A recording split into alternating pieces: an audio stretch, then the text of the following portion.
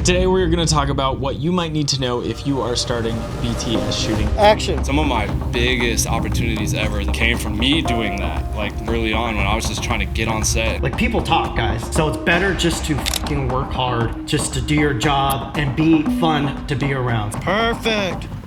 Perfect.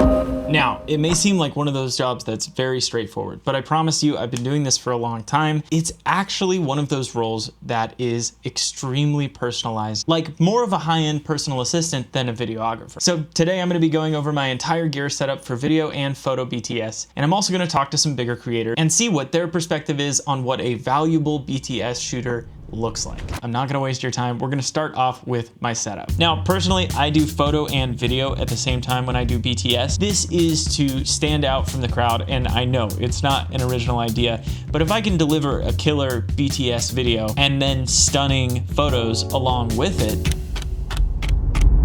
the clients will notice. My photo camera is kept purposely simple as to not detract from the video portion of the BTS. Currently, I use the Nikon ZF with thumb grip for quick single-handed hip shooting, the 40mm f2 lens, which is the perfect focal length for me as it's approximately the same focal length as your eye. So while I'm shooting, I can frame up shots that I want to get with my photo camera and know that it's about the same focal length as my eye. Since I'm moving quickly, I like that 40mm is just a little bit wider, and if I miss the perfect framing, I can always crop in a little bit and reframe.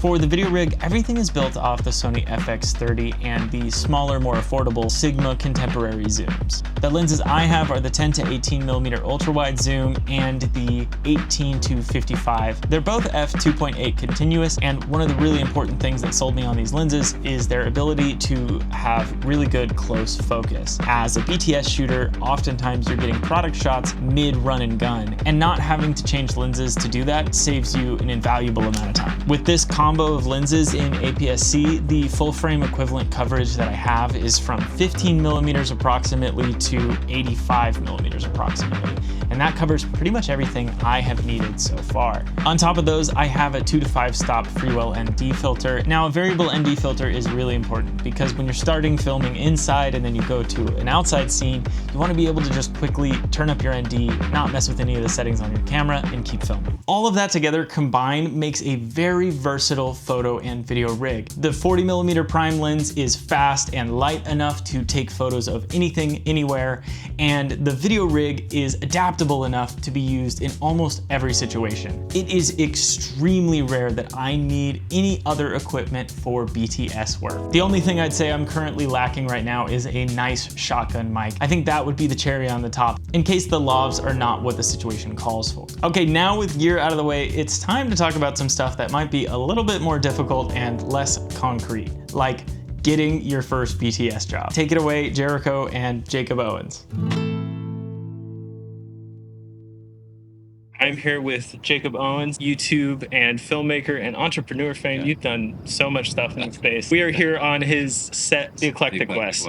Cam Mackey is shooting a bunch of different things today, and I'm shooting behind the scenes for Cam. Jacob was kind enough to give me a little bit of his time, and we're just gonna ask him a couple questions. First, I would say, what do you look for when someone's reaching out to you as far as who you would consider to actually shoot? Honestly, I think what it comes down to between all the messages is the people that go above and beyond too. Yeah. I've had people make me a custom video message and send it to me, and it's like I can just tell that person cares and they would go above and beyond and they really want that opportunity versus someone who's just like, yo, I'd love to join you on set. It's like if you're asking to shoot behind the scenes and you don't send me something that shows that, and I go to your page and I don't really see that, then I'm gonna go with someone else. I remember one time I had a guy come out on one of my short films. This guy came out for free. Yeah. And he pulled up to set. He wanted to be a gaffer and he had his little gaffer belt. He went to the gaffer and was like his right-hand man all day and was just like, what do you need? And he was just lugging gear around, doing this and that, didn't stop all day. And the gaffer came up to me at the end of the shoot and he was just like, yo, this, pointing to the guy, is like, this guy right here, like he's in front of him. Yeah, in front of him. Awesome. And I was just like, to this day, hired him on a bunch of jobs. Anytime someone hits me up locally where he's from, I recommend him. The opportunities that will come when you go that extra mile are that, I mean, that's how you get it. You know what I mean? So yeah. Some of my biggest opportunities ever, the biggest budget projects that still people I have relationships with today, came from those just me doing that, like, Oh, yeah. early on when I was just trying to get on set and like, That's first impressions, man. Yeah. That's what happens. One more question, Yeah. and then I'll let you go. For people who are getting on set and actually getting to start, what are some no-goes, some deal breakers, some red flags that you might tell people they might not know about something? Maybe don't do A or B on set. the first thing that stands out to me is just like being really chit chatty with like the talent or the client and this and that. It's like, yo, like you're here to like help and observe, not be like, people are here to work, not to just hang out. Like, and like, so I think that's like a big one when you just see like what they came there to do. If they're not really doing that thing and they're kind of off on their own little side quest, just kind of like maybe distracting people a little bit in that way. It's not to say there's not a place for connecting and networking, like during the downtime or like lunch, and everything. The thing you said earlier with that guy was working so hard for the gaffer.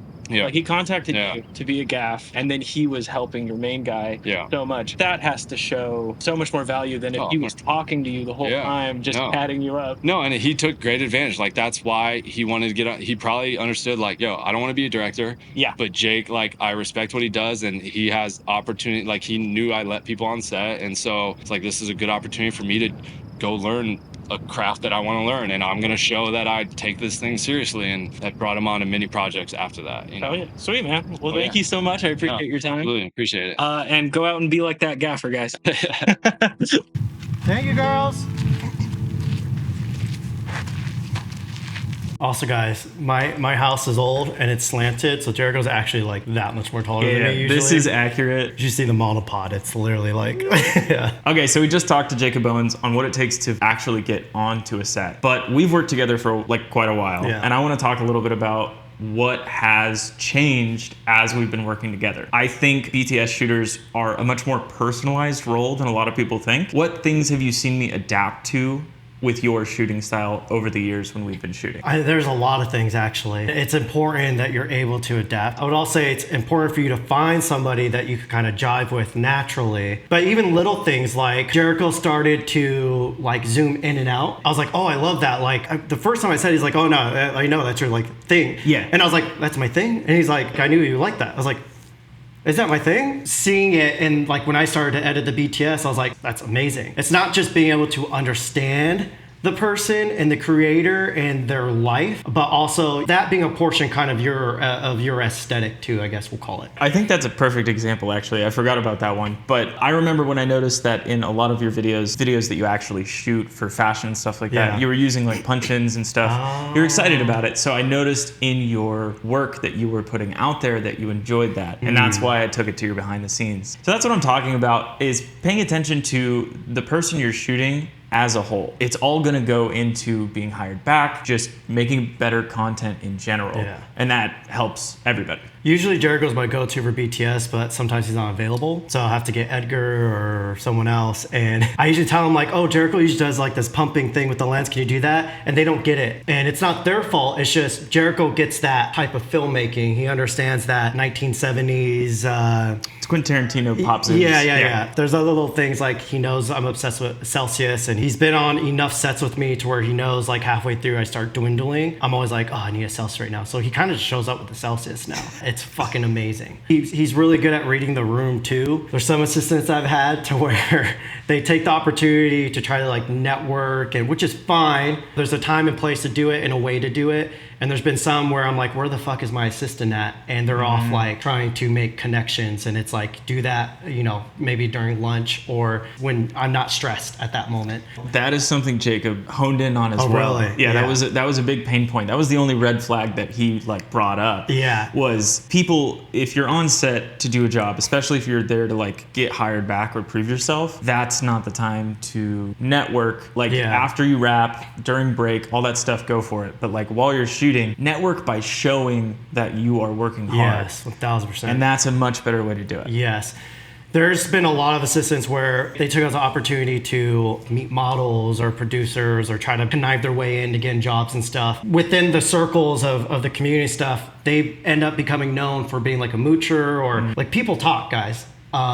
So it's better just to fucking work hard, just to do your job and be fun to be around. There's a lot of times where I'm stressed because I'm wearing multiple hats on set and like we're running out of time, yada, yada, yada. Say if there's like a model that's trying to talk to me or the creative director, something like that, he knows how to hold a conversation. I don't have to worry about him being a creep or annoying the director or yada, like whatever it is. Like I know I could trust him when it comes to that. And again, there's been a lot of assistants where I'm just like, I see them, I'm like, oh no, I need to pull them away. Don't be a douchebag, like just be normal. Yeah. Be normal, please. And that's gonna lead to way more opportunities for you. That reminds me of another thing that I take advantage of, and something I learned really early is it's not my shoot. I don't need to be stressed about the overall outcome. That's on Cam.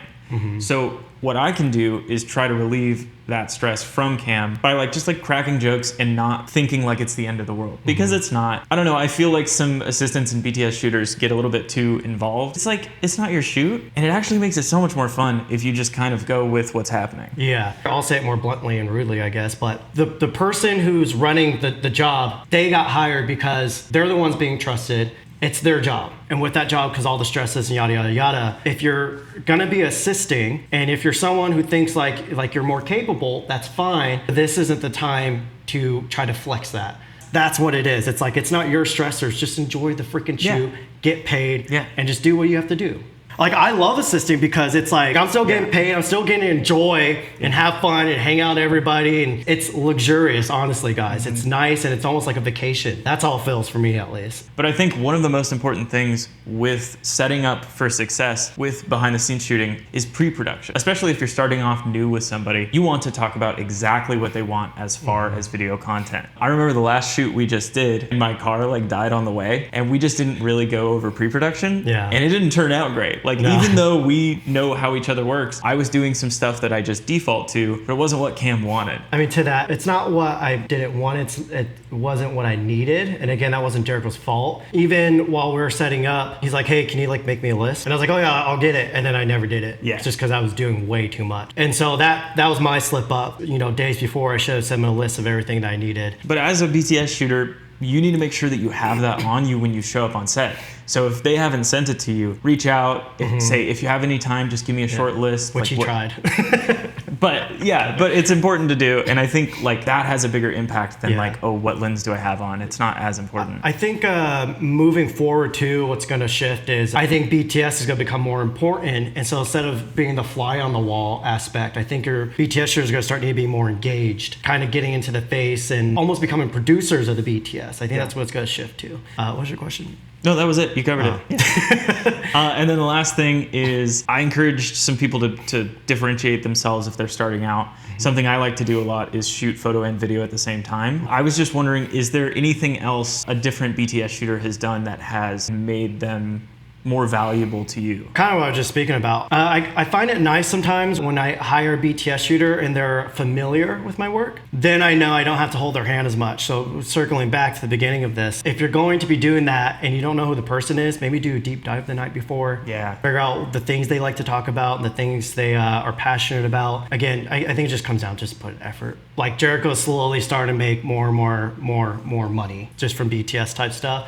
Because as my career grows, you know, I could afford to pay him more. And the better he does, the better the video ends up being. It's like a weird cycle. And so we're kind of dependent on each other. Another little thing I want to touch on. Yeah. Jerry didn't bring this up, but gear. Gear, yeah. I've had some assistant shooters where they ask if they can use my gear, which is totally fine. I don't mind. That was me for the first like 4 years. I don't mind. The hard thing is I already have a lot on my plate. So half the time I forget things. And the BTS stuff, again, even though that's like sometimes the reason I'm making that money for the shoot, I forget about it. So a big investment is to invest in your own gear, because being able to show, and another thing is too, sometimes this isn't Jericho, but you know, this is normal. If you put a camera in my hand that's like, I'm familiar with it, but I don't shoot with it often, I'm gonna fuck it up. And so just having your own gear to do it is great. Jericho's currently shooting on the FX30, which I'm totally happy with, but we do have more cinematic type videos that we do. Yeah. And usually that's when, you know, my gear comes back into play, because then we're using anamorphics and that still happens. But having this, even when you're using that stuff, having this backup just ready to go for anything, you know, it's like an all-purpose setup. Yeah. That's helpful. Yeah. Anyway, thanks Cam for doing this interview. Appreciate it.